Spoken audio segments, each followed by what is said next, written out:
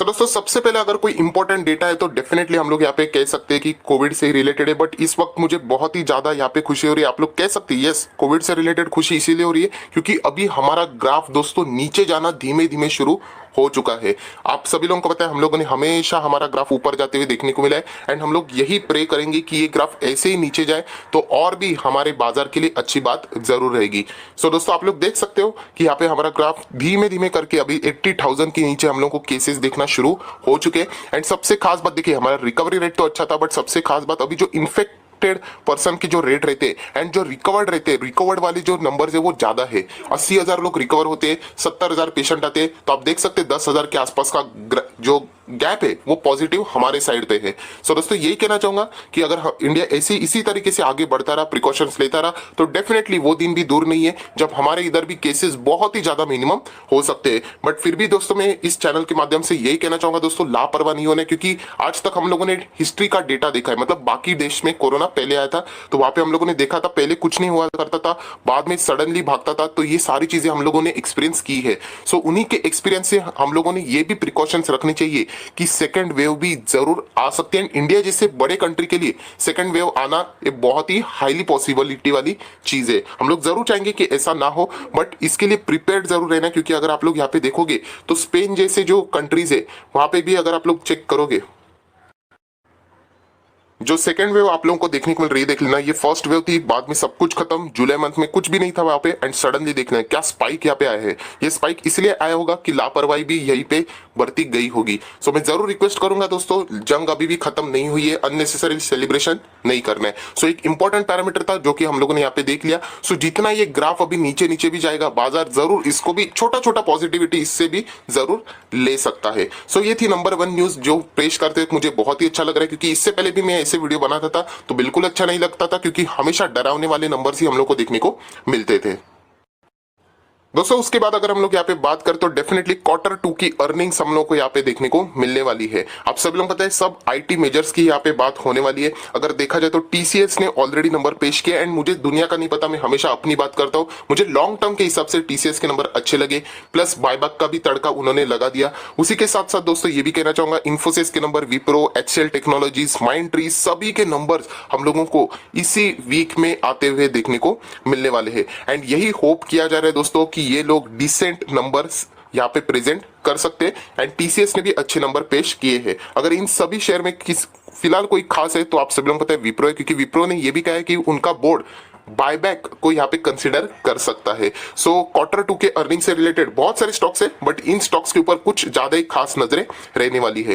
दोस्तों उसके बाद अगर हम लोग यहाँ पे आ जाते हैं नेक्स्ट न्यूज के ऊपर, तो यूएस स्टिमुलस पैकेज। अभी ये तो न्यूज कवर करते करते थोड़ा सा मुझे भी शर्म आ जाती है, क्योंकि इतनी बार मैं बोलता हूँ अरे यूएस पैकेज आने वाला है तो खुशी का माहौल होता है, बाद में बोलते हैं नहीं आने वाला है, बाद में बोलते हैं आने वाला है, बाद में नहीं। मतलब अमेरिकन बाजार में आप लोग देख सकते हैं पॉलिटिकल खेल रहता है। अभी भी मुझे ऐसा लगता है कि शायद से इस तरीके से वो स्टिमुलस पैकेज लाएंगे, मतलब एक ड्रामेटिकली व्यू भी क्रिएट किया जा सकता है, क्योंकि आप सब लोगों को पता है देखिए कुछ तो फायदा यहाँ पे होना चाहिए, ऐसा वो कोशिश यहाँ पे कर सकते हैं। अगर मैं बात करूं तो डोनाल्ड ट्रम्प ने पहले बोला था ठीक है, बाद में जैसे वो कोरोना से रिकवर हुए थे तो उन्होंने कहा था कि अभी फिलहाल तो स्टिमुलस पैकेज इस वक्त लाना पॉसिबल नहीं है, आफ्टर इलेक्शन हो जाएगा। बाद में वापस अभी बता रहे कि शायद से यहाँ पे स्टिमुलस पैकेज के होप्स यहाँ पे डेवलप कर रहे हैं। तो मतलब आप लोग अगर यहाँ पे देख सकते हैं, देख लेना $1.8 ट्रिलियन की बातें यहाँ पे स्टिमुलस प्रपोजल से रिलेटेड यहाँ पे देखने को मिल रही है। सो अभी मैं भी इस चीज को ज्यादा कवर नहीं करूंगा, क्योंकि कोई गारंटी नहीं, अभी हाँ बोलेंगे बाद में ना बोलेंगे। एंड ये ट्रम्प से रिलेटेड बहुत ही फेमस चीज है कि वो हमेशा स्टेटमेंट्स को ऐसे मॉडिफाई करते रहते हैं। तो ये बात आप लोगों को जरूर पता होनी चाहिए, जो कि अमेरिकन बाजार के लिए बहुत ही ज्यादा वॉलेटिलिटी क्रिएट करने वाली है।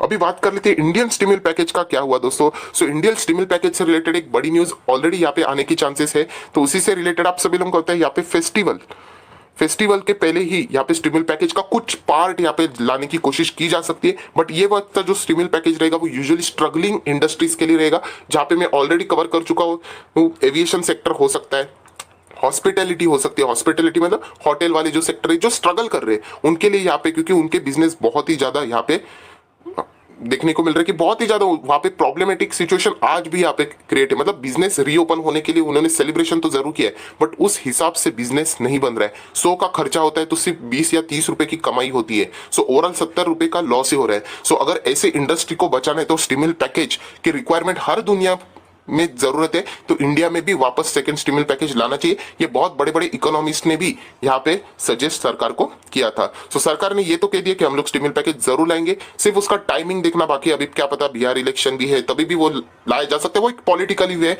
वो पार्टी कोई भी हो, देश कोई भी हो, ये सारी चीजें वहां पे होती रहती है। सो दोस्तों उसके बाद अगर हम लोग बात करें तो यस डेफिनेटली आईपीओ लिस्टिंग एक बहुत ही इंपॉर्टेंट पैरामीटर है। पहले शुरुआत की गई थी रोजरी बायोटेक ने, बहुत शानदार। उसके बाद हैप्पीएस्ट माइंड, वो तो होना ही था बट 10% सिर्फ रिटेल कैटेगरी के लिए रखा था। उसके बाद रूट मोबाइल में भी अच्छा रिस्पॉन्स हम लोग को देखने को मिला था। सारे आईपीओ की लिस्टिंग हम लोग को अच्छी खासी देखने को मिली थी। बट इस वक्त की अगर हम लोग बात करें यूटीआई एएमसी एंड मैक्सगाउड शिप बिल्डर्स, इनका आईपीओ हम लोग को मंडे के दिन ही यहाँ पे डेब्यू करते हुए देखने को मिलने वाला है। फिलहाल की अगर हम लोग बात करें तो अभी भी बताया जा रहा है कि जो ग्रे मार्केट में जो प्रीमियम था वो नीचे यहाँ पे आ चुका है। सो यही एक प्रॉब्लमेटिक सिचुएशन होती है जो कि आईपीओ से रिलेटेड सबसे एक सिर दर्द भरा वाला जो सिचुएशन होता है। हमारे हाथ में कुछ नहीं होता है, हम लोग सिर्फ एंटर कर लेते हैं, बाद में हम लोग को इंतजार करना होता है। सो ये कुछ एक्टिविटीज होती है जिसके बदौलत बाजार में ऐसी चीजें होती रहती है जिसके ऊपर आप लोगों का कोई भी कंट्रोल नहीं होता है। एंड इसका बेस्ट एग्जाम्पल हम लोगों ने एसबीआई कार्ड जैसे आईपीओ में देख लिया था। मतलब इतना शानदार आईपीओ 1000 के ऊपर लिस्ट ही होना चाहिए था, बट बाजार के अनसर्टिनिटीज की वजह से, ऐसी चीजों की वजह से वो आईपीओ लिस्टिंग गेम में हम लोग को फ्लॉप होते देखने को मिला था। सो एनीवेज हम लोग एक्सपेक्ट करेंगे कि कुछ अच्छी न्यूज यहाँ पे देखने को शायद से मिल जाए। दोस्तों उसके बाद अगर कोई खास इंपॉर्टेंट न्यूज है तो आप सब लोगों को पता है लोन मोरेटोरियम से रिलेटेड सुप्रीम कोर्ट, यस ये जो वर्डिक्ट चल रहा है वो बहुत ही ज्यादा इंपॉर्टेंट है। एंड इसकी जो नेक्स्ट सुनवाई यहाँ पे आप सब लोगों को पता है 13 अक्टूबर की डेट यहाँ पे दी गई थी। सरकार को ये भी बोला था 12 तारीख तक आप जो सब कुछ बोल रहे वो तो ठीक है, अप्रिशिएट हम लोग जरूर करते, बट वो तो एक कागज के ऊपर, मतलब एक्चुअल में वो सारी चीजें होनी चाहिए। बोलने के लिए तो सब लोग बोलेंगे, ये सारी चीजें आप लोग ने इंप्लीमेंट करनी चाहिए। इसी से रिलेटेड एक भी पॉजिटिव न्यूज आ चुकी है, वो भी मैं जरूर करूंगा। बट फिलहाल हम लोग कह सकते हैं इस हफ्ते में 13 अक्टूबर ये भी एक बहुत ज्यादा इंपॉर्टेंट डेट है क्योंकि सुप्रीम कोर्ट की सुनवाई इस चीज से रिलेटेड यहाँ पे होने वाली है। अगर देखा जाए तो बैंक्स ने यहाँ पे आरबीआई ने क्लियर किया कि अभी मोरेटोरियम इससे 6 मंथ से बियॉन्ड हम लोग एक्सटेंड करने के मूड में बिल्कुल भी यहाँ पे नहीं है। सो ये बहुत ही अच्छा खासी कुछ चीजें हम लोग को यहाँ पे देखने को मिल रही है। दोस्तों उसके बाद अगर कोई इंपॉर्टेंट न्यूज है तो आप सभी लोगों को पता है वैक्सीन प्रोग्रेस से रिलेटेड है। एंड इसी के ऊपर इस हफ्ते में भी बहुत ज्यादा चर्चा रहेगी क्योंकि एटलीस्ट 2 वैक्सीन ऐसे हैं जो हम लोग को क्लोज जाते हुए यहाँ पे देखने को मिल रहे हैं। उसमें अगर हम लोग बात करें तो फाइजर की है एंड मॉडर्ना, इन 2 की अगर हम लोग बात करें तो हम लोगों को यहाँ पे देखने को मिल रहा है कि एटलीस्ट वो बहुत ही क्लोज है। एंड फेज 2 रिजल्ट यहाँ पे उन लोगों के इसी मंथ में हम लोग को यहाँ पे देखने को मिलने वाले हैं। सो बहुत ही कुछ इंपॉर्टेंट चीजें हैं जो कि कोरोना से रिलेटेड हम लोग को बाजार में देखने को मिल रही है। सो उसके हल चलते भी बाजार में हलचलें यहाँ पे बनी रहने वाली है। आप आगे भी पढ़ सकते हैं, there are 182 vaccine candidates in a pre clinical और clinical trials across the world. So ये अभी भी यहाँ सारी चीजें चल रही है। एंड उसी के चलते अगर हम लोग बात करें इन 182 में से of this 36 are in a clinical trials and 9 in the final state of human trials. अगर हम लोग इंडिया की अगर यहाँ पे बात करें तो 2 vaccine are in the phase 2 trials and the 1 by the Oxford in the phase 3। So ये सारी चीजें देखने के बाद हम लोग कह सकते हैं हर कोई अपने हिसाब से यहाँ पे कोशिश कर रहा है, बट सबसे क्लोज अगर कोई है तो फिलहाल यहाँ पे मॉडर्ना एंड उसी के साथ साथ फाइजर की यहाँ पे बात की जा रही है। दोस्तों उसके बाद अगर कोई और इंपॉर्टेंट डेटा है तो डोमेस्टिक लेवल का डेटा यहाँ पे आने वाले, आप सब लोगों को पता है इंडेक्स के डेटा रहते हैं जैसे कि आईआईपी का डेटा, मतलब यहाँ पे इंडेक्स ऑफ इंडस्ट्रियल प्रोडक्शन हम लोगों को इसी यहाँ पे देखने को मिलने वाला है। उसी के साथ साथ सीपीआई का भी डेटा, कंज्यूमर प्राइस इंडेक्स भी हम लोगों को देखने को मिलने वाला है। एंड ये कब शेड्यूल है, 12 तारीख को। मतलब दोस्तों ये सारी चीजें हम लोग को कल ही यहाँ पे देखने को मिलने वाली है। अगर मैं बात करूँ तो 14 अक्टूबर को भी बहुत कुछ चीजें होने वाली है जैसे कि WPI होलसेल प्राइस इंडेक्स का डेटा यहाँ पे आने वाला है। एंड अक्टूबर मंथ चल रहा है, मतलब सितंबर का डेटा हमारे सामने यहाँ पे आने वाला है। अगर हम लोग बात करें लास्ट इसमें तो अगस्त मंथ में हम लोगों को ये WPI इंक्रीज जो डेटा था वो इंक्रीज होते हुए देखने को मिला था 0.16% से। सो बहुत ही अच्छी खासी बात है।